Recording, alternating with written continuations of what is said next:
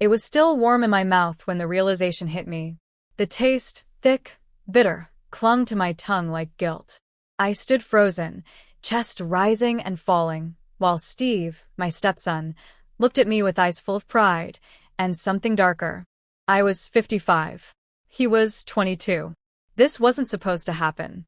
It all began with a playful argument over laundry that turned into a teasing dare. Moments later, I was on my knees in the laundry room. My hands shook. My knees pressed against the cold tile floor. And my wedding ring still gleamed under the fluorescent light. He whispered, "You wanted this too." The worst part? I did. What neither of us realized then was just how far this would go, and how deeply it would unravel everything we thought we could control. Before I go further, I want to take a moment to thank every one of you who subscribed to this channel. Your love, your support, your reactions, they mean the world to me. If you're watching this for the first time or haven't subscribed yet, what are you waiting for?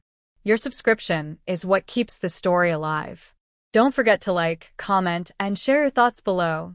I read every word. Now let's get back to the story, because it's about to get much deeper.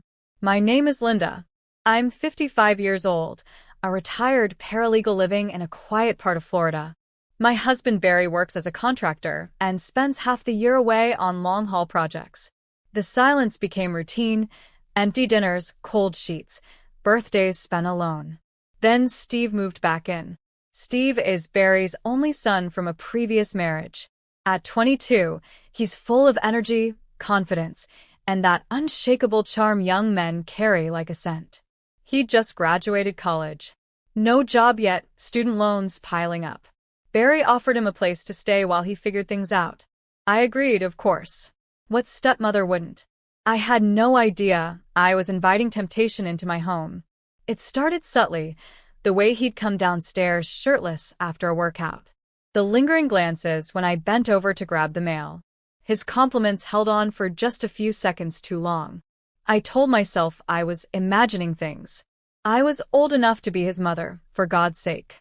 But one humid Florida evening, as I folded laundry in the back room, he walked in wearing nothing but damp sweatpants from a jog.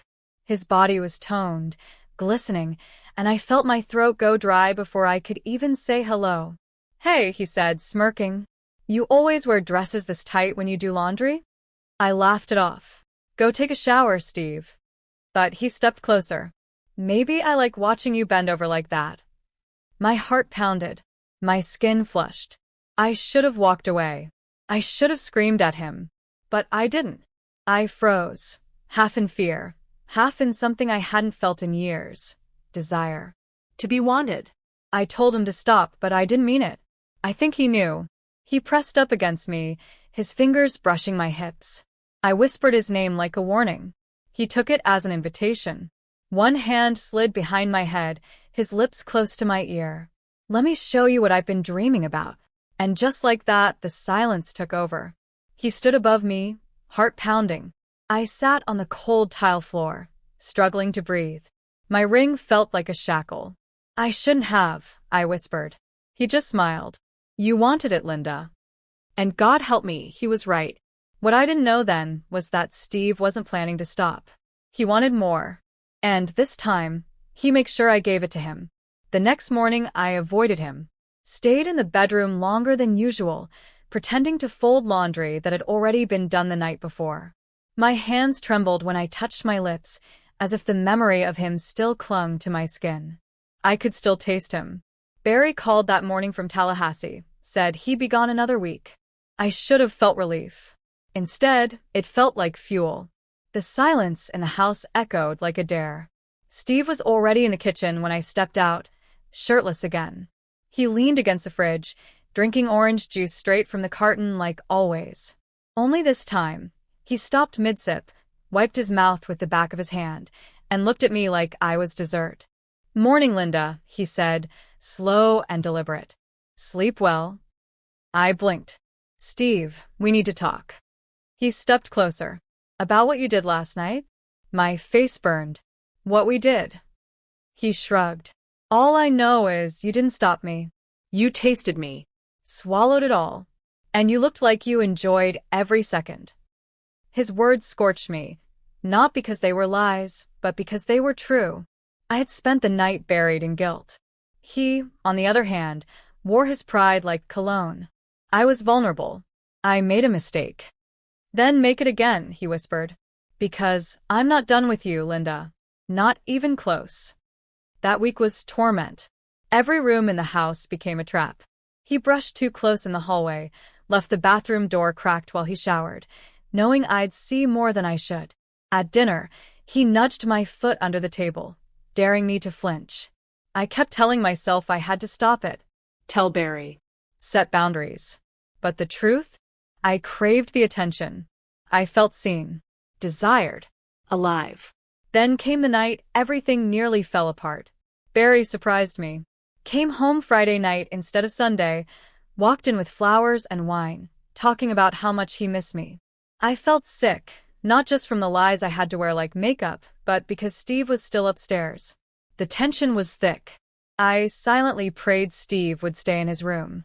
Barry opened the wine, poured a glass, and kissed my neck. I froze.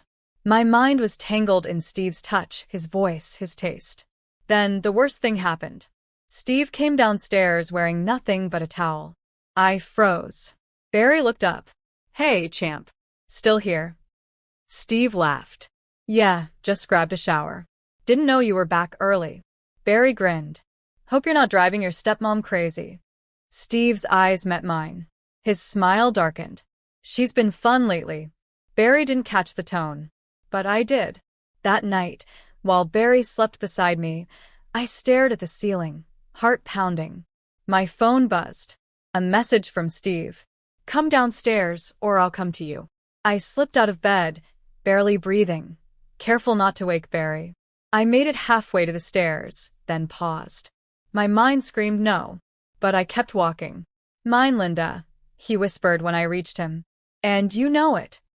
I should have left. Screamed. Ended it. But the real danger wasn't in what we'd done.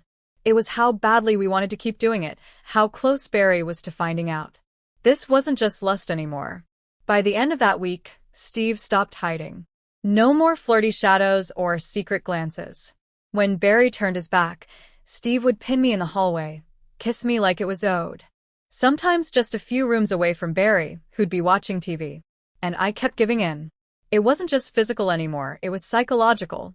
He had taken over something deep inside me. Something buried under years of routine, cold silence, and unmet needs. With Steve, I felt wanted, dangerous, reborn. But our little fire was about to become a wildfire. That Sunday, Barry invited a few friends over to watch the Dolphins game. The house buzzed with laughter, snacks, beer. I wore a long dress, no makeup, and did my best to avoid Steve. But he wouldn't leave me alone. Each time Barry left the room, Steve appeared, whispering filth in my ear, brushing past me with suggestive touches, texting me things I couldn't dare open in front of anyone. And then it happened. Barry stepped out to take a call, left his phone on the counter. It buzzed. I glanced, purely by accident. A voicemail notification. From my number. My stomach dropped that I had no memory of calling him. Heart pounding, I grabbed Barry's phone and opened the message. I hit play, and the sound that came through made my blood run cold. It was my voice. Breathy. Desperate. Begging him not to stop. Telling him how good it felt. It was from last night in the kitchen. Somehow, in the heat of that moment, my phone must have dialed Barry's number. It left a voicemail that captured everything. My hand shook so hard I nearly dropped the phone. I scrambled to stop the playback and delete the message. But it was too late. Barry had walked back in. He saw my face, drained of color, hands trembling. His smile faded. "What's wrong, Linda?" he asked slowly. "You look like you've seen a ghost." And then the unthinkable happened. Steve walked in behind him. He stretched, yawned, and said casually, "Dad, when are you heading back out of town again? Linda and I have gotten pretty close while you've been away." Barry turned, first to Steve, then to me. His expression darkened. Everything exploded. He demanded the truth. I tried to lie. I tried to deny it. But the words broke out of me like glass, tearing my throat apart. I confessed. Every single Word. Barry stared at me like I was someone he had never met.